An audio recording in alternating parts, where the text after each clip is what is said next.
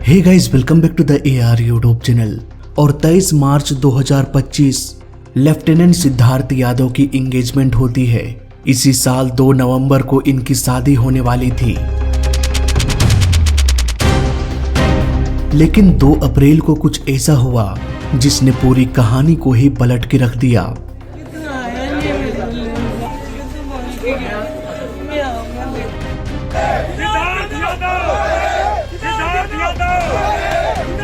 Flight lieutenant Siddharth Yadav, flight lieutenant Siddharth Yadav, flight lieutenant Siddharth Yadav, शहीद flight lieutenant Siddharth Yadav, Siddharth Yadav. देश के लिए मेरे बेटा शहीद हुआ तो कोई मत डरे नहीं। आखिर क्या है पूरी कहानी, आइए सब कुछ समझते हैं विस्तार से आज के इस वीडियो में।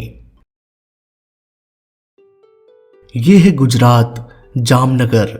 यहाँ एक एयरपोर्ट है, जामनगर एयरपोर्ट। ये एक डोमेस्टिक एयरपोर्ट है, लेकिन इसका इस्तेमाल इंडियन फोर्स की टीम भी करती है।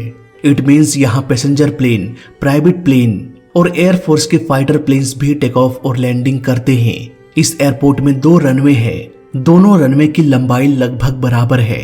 बुधवार 2 अप्रैल करीब रात के 9:30 बजे एक फाइटर प्लेन जगुआर उड़ान भरने की तैयारी कर रहा था।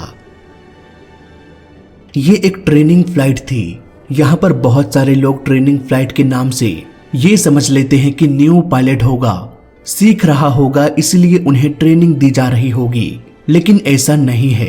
समझने वाली बात है कि एक कमर्शियल पायलट रोज प्लेन उड़ाता है, लेकिन एक फाइटर पायलट को रोज प्लेन उड़ाने की जरूरत नहीं पड़ती, क्योंकि फाइटर प्लेन वार के लिए, कॉम्बैट के लिए बना होता है और रोज रोज तो वार होता नहीं। इसलिए सभी फाइटर पायलट को हर कुछ समय के अंतराल इस तरह की ट्रेनिंग एक्सरसाइज करना पड़ता है, ताकि उन्हें ऐसा ना लगे कि भाई मैं 5 साल 10 साल बाद प्लेन उड़ा रहा हूं।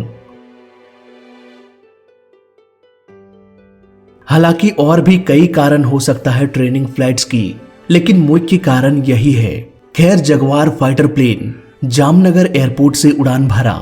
इस प्लेन में 2 लोग बैठ सकते हैं। सारे आर्टिकल्स पढ़ने के बाद मैंने ये अंदाजा लगाया कि इस प्लेन को लेफ्टिनेंट सिद्धार्थ उड़ा रहे थे। उनके साथ उनके साथी को पायलट भी मौजूद थे।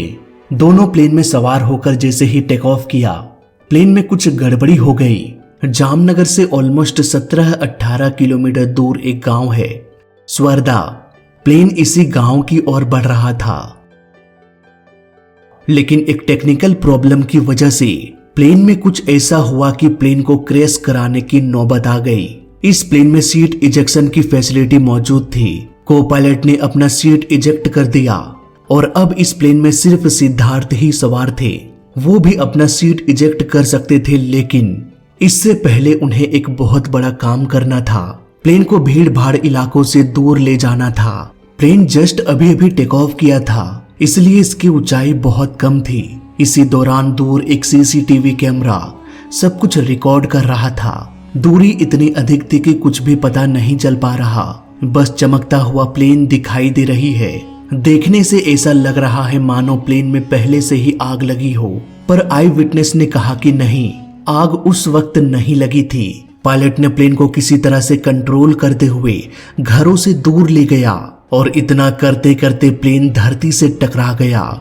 लेफ्टिनेंट सिद्धार्थ यादव के पास इतना भी समय नहीं बचा था कि वो अपने सीट को इजेक्ट करके खुद की जान बचा सके।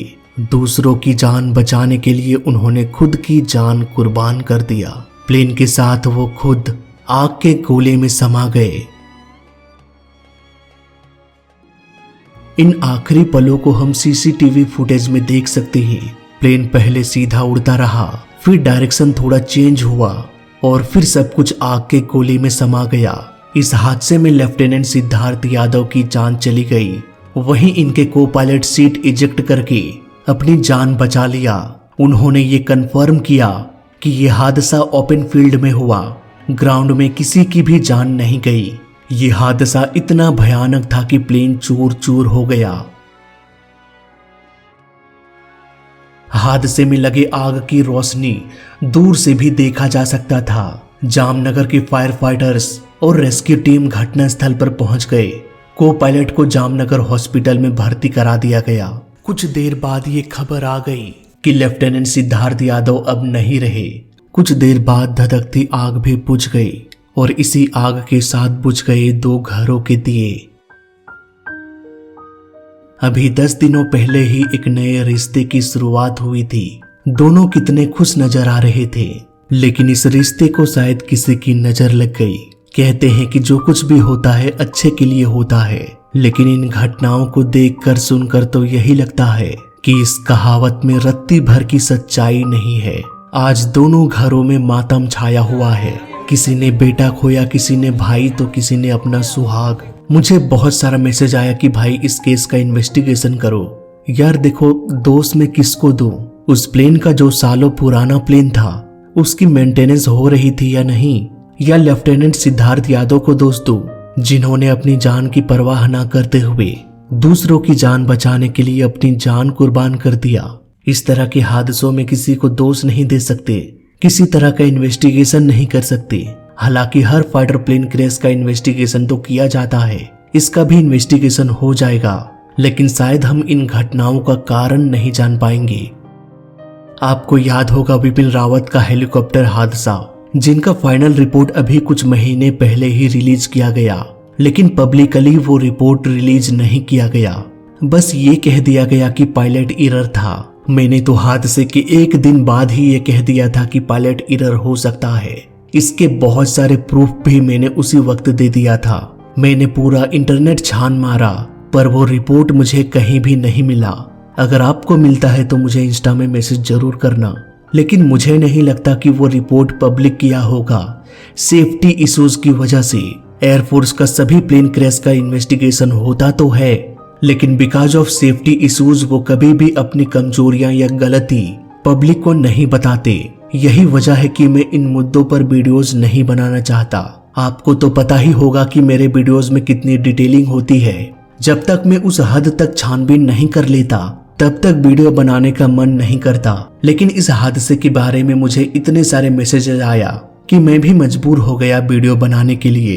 अंत में मैं बस यही कहूंगा कि इस केस का कोई इन्वेस्टिगेशन तो आएगा नहीं बिकॉज ऑफ सेफ्टी इश्यूज। दिन गुजरेगा, साल बीत जाएगी और घाव भी धीरे धीरे भरता जाएगा। कल शायद हम भूल भी जाएंगे कि शहीद लेफ्टिनेंट सिद्धार्थ यादव कौन थे। इसलिए इन वीडियोस का इंटरनेट में मौजूद होना बहुत जरूरी है।